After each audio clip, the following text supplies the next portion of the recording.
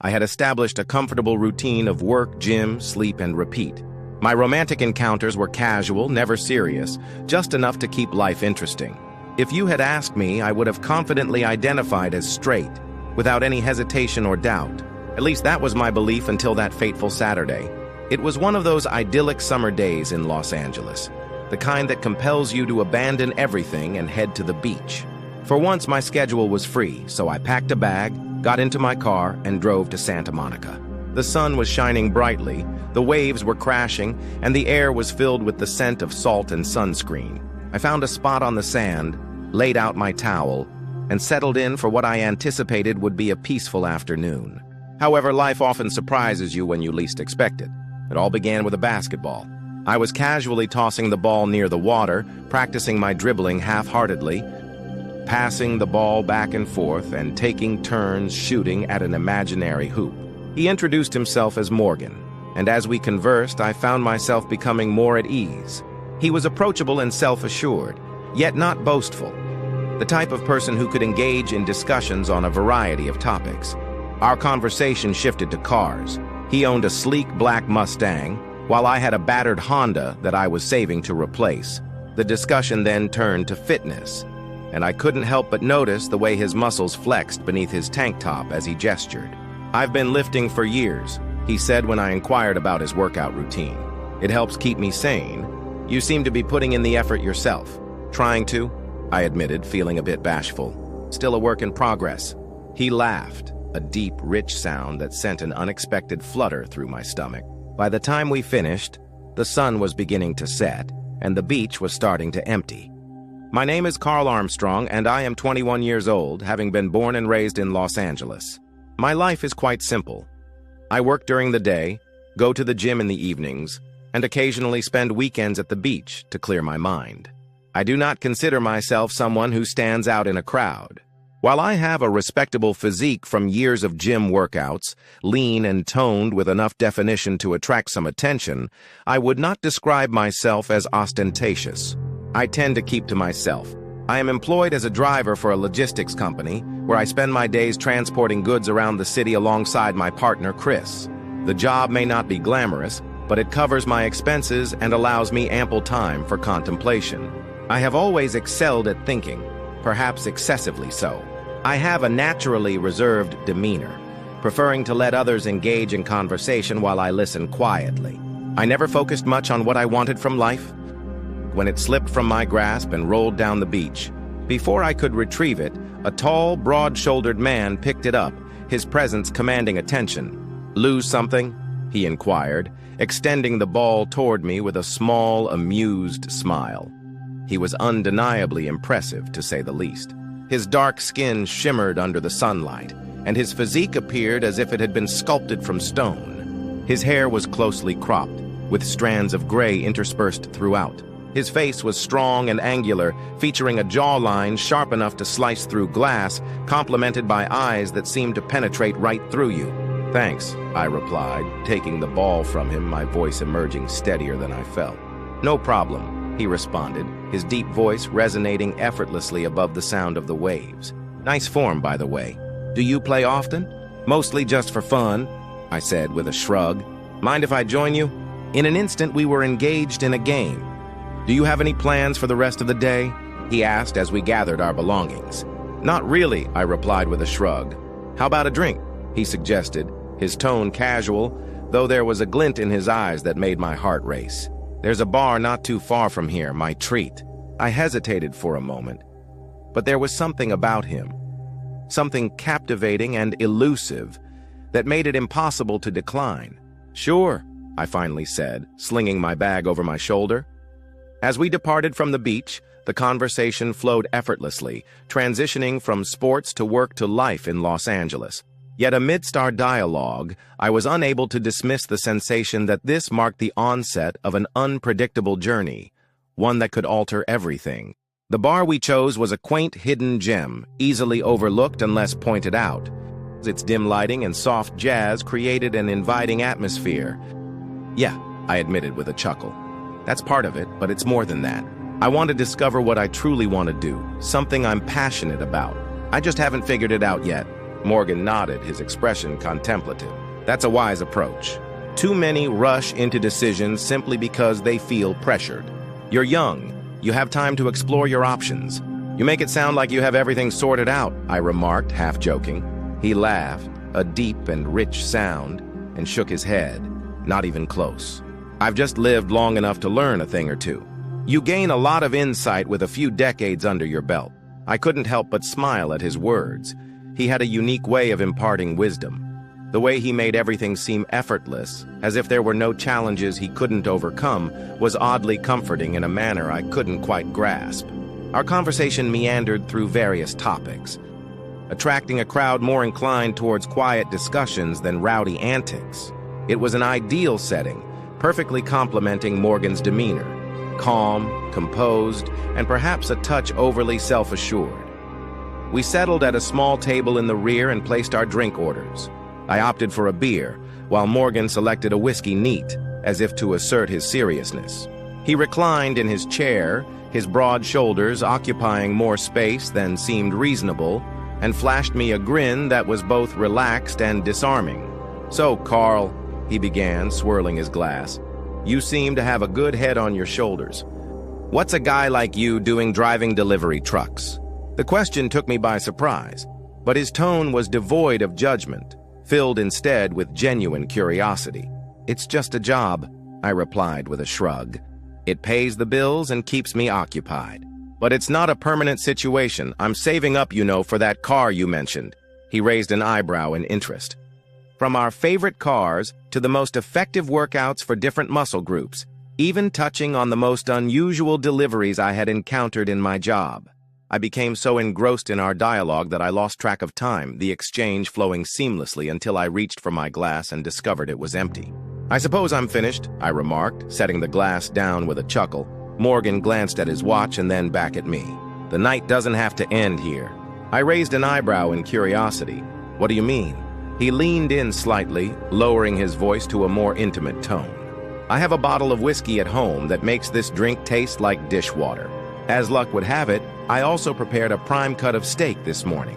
How about we continue this at my place, my treat?" His proposal took me by surprise, leaving me momentarily speechless. Yet there was something in his demeanor, casual yet charming, that made it hard to decline. "Are you serious?" I inquired, a half smile forming on my lips.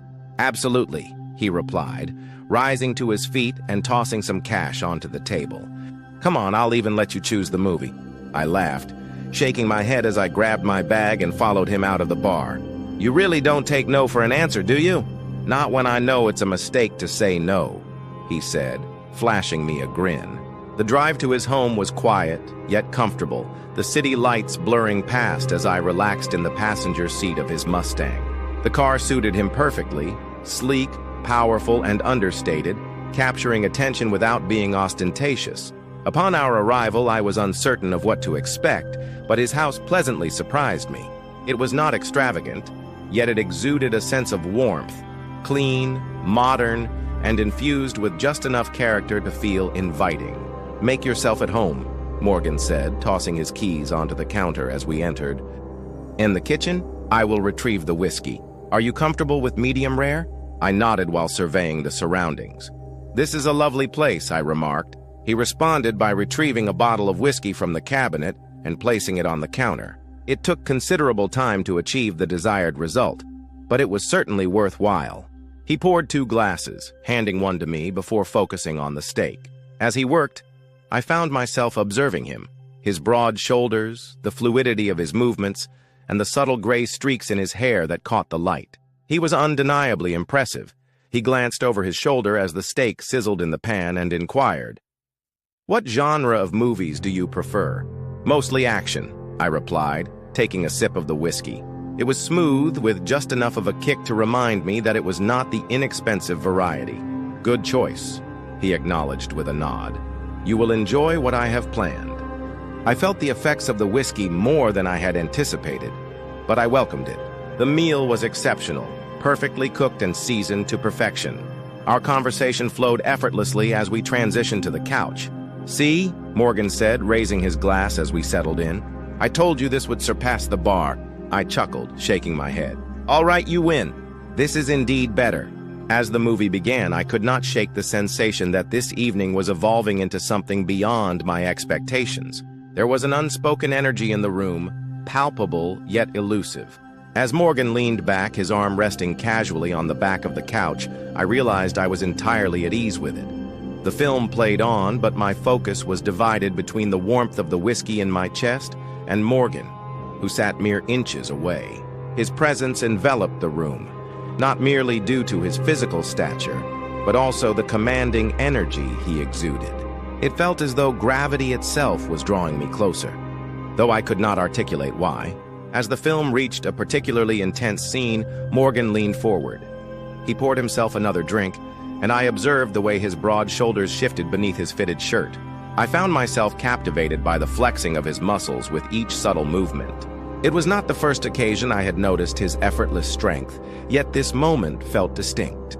My thoughts lingered longer than they ought to have, and the space between us suddenly felt charged with an unidentifiable energy.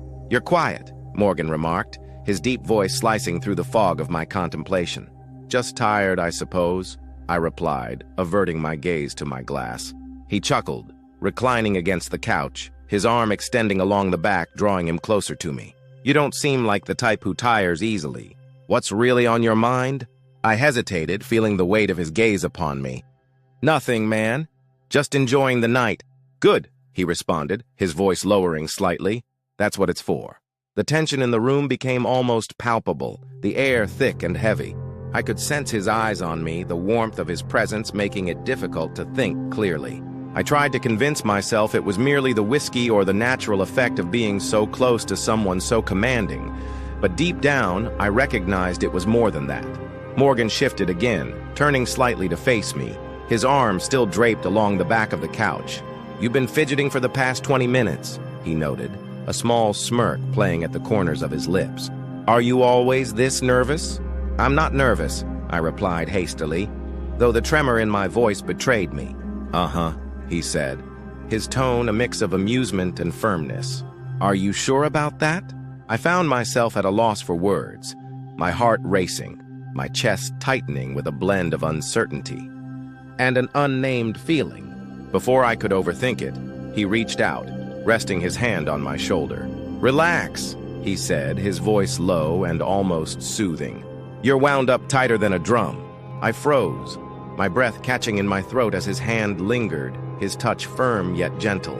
It was not merely the physical contact. It was the intensity of his gaze that held me captive, eyes unwavering and resolute, as if he could see directly into my soul. "You don't need to be so tense," he remarked, his thumb gliding gently over my shoulder, sending a shiver coursing down my spine. "We're just having a conversation," I replied, my voice barely rising above a whisper. "Just talking." Yet we both understood that it transcended mere conversation. The boundary between casual interaction and something more profound had already begun to dissolve, and neither of us appeared willing to restore it. Morgan leaned in slightly, narrowing the distance between us just enough to accelerate my heartbeat. "Have you ever experienced a moment like this?" he inquired, his tone soft yet authoritative. I shook my head, my gaze fixed on his. "No? Then allow me to help you understand," he said, a subtle smile gracing his lips before he kissed me. It was not tentative or uncertain. It was assertive and intentional, a kiss that left no room for ambiguity. His hand shifted from my shoulder to the nape of my neck, anchoring me as his lips claimed mine. Initially, I tensed, my thoughts racing, but then something within me snapped, and I found myself leaning into him, my hands clutching his broad chest for support. The kiss deepened, and I was rendered incapable of thought or breath, consumed only by the strength of his hands and the warmth of his body pressed against mine, as he took command of the moment without hesitation. When we finally separated, I was breathless, my heart pounding in my chest. Morgan remained close, his forehead resting against mine as he searched my eyes. "Are you all right?" he asked, his voice low and steady. "Yeah," I replied, though my voice trembled. I don't know what this is." "It's whatever you wish it to be," he responded, his hand moving to cradle my jaw. "But I won't deceive you, Carl. I desire this. I desire you." The impact of his words struck me like a freight train, leaving me momentarily speechless. Then, without a second thought, I closed the gap between us once more, my lips colliding with his as something within me surrendered entirely. The outside world faded away, leaving only the two of us entwined in a connection that felt both exhilarating and profound. I found myself in a situation I was uncertain about, one that I might have wanted to resist. As the kiss deepened, the atmosphere in the room transformed. My chest tightened as Morgan drew me closer, his hands moving firmly yet purposefully to my waist. My thoughts faded away, leaving only the sensation of his warm, demanding lips, which were somehow gentle enough to prevent me from pulling away. It felt as though he understood precisely how to engage with me, taking control without overwhelming my senses. When we finally separated, I gasped for air, my mind spinning. I struggled to articulate my thoughts, to make sense of the moment, but Morgan did not allow me the opportunity. He leaned back slightly to meet my gaze, his expression a mix of calmness and intensity, as if he were analyzing me, waiting for a response. "Are you okay?" he inquired, his voice low and steady. I nodded, swallowing hard. "Yeah, I think so." "You don't sound very certain," he observed, a small, knowing smile forming on his lips. "I've just never—" I hesitated, unsure of how to complete my thought. "Never been in a situation like this?" Morgan interjected, finishing my sentence for me. I nodded, my hand resting lightly on his chest, feeling the steady rhythm of his breathing beneath my palm. "Well," he said, his tone soft yet firm, his presence unwavering. "Let me simplify things for you. Just trust me." Before I could reply, he leaned in once more, his movements calm and deliberate. Our lips met in a kiss that was free of hesitation and doubt. His hands settled firmly on my shoulders, grounding me as he guided me backward. As I sank into the couch, a wave of warmth washed over me, my heart racing as Morgan's steady strength enveloped me. His movements were intentional, his focus unwavering, and I found myself releasing the tension I hadn't even realized I was holding. "You're tense," he murmured, his voice soft yet firm, his hands shifting to rest gently at my sides. "Take a breath and let it happen." I closed my eyes, allowing his words to resonate within me as I worked to relax. I steadied my breathing, captivated by the way he spoke with such confidence and certainty, which made it easy for me to release my doubts. Gradually and with hesitation, I permitted myself to relax and trust him as he navigated me through this unfamiliar experience. Morgan's hands moved with intention, his touch both steady and comforting, as if he were revealing something within me that I had yet to discover. His fingers glided along my arms, lingering at my shoulders before tracing the contour of my collarbone. Each movement exuded a quiet strength and purpose, making it impossible not to feel anchored in his presence. "You possess something remarkable, Carl," he remarked, his voice low and contemplative, as if his words were intended solely for me. "I don't believe you recognize it." His statement took me by surprise, prompting me to open my eyes and meet his gaze, which was firmly fixed on mine. "No one has ever told me that before," I confessed, my voice barely audible. "Well, someone should have," he replied, a subtle smile playing at the corners of his lips. The atmosphere between us felt electric, the weight of his words enveloping me like a comforting blanket. I found myself at a loss for words, yet it seemed unnecessary, as Morgan appeared to comprehend my feelings without the need for elaboration. "You deserve to be acknowledged," he said gently, his tone unwavering. I felt my breath catch at his words, my chest tightening as a transformation began within me. It was not solely his touch or presence. It was the way he made me feel, as if every aspect of my being was significant, as if I were deserving of the care and attention he was offering. "Morgan," I uttered his name before I could think it through. He paused, his dark eyes locking onto mine, a silent question lingering in his gaze. "I don't know what this is." Morgan and I continue to see each other, finding ways to steal moments together despite the challenges we face. Keeping our relationship a secret is not easy. We navigate the delicate balance between desire and danger. However, every encounter with him makes me feel more alive than ever before. We are no longer as cautious as we once were. Each meeting, each moment of surrender feels riskier, more perilous. as if we are daring the world to catch us, to tear us apart. Perhaps that is part of the thrill. Perhaps that is why I cannot walk away, even if I wish to. With Morgan, it transcends mere passion or connection. It is about the risk, the danger, the fire that ignites between us whenever we are together. If that fire were to consume us, so be it.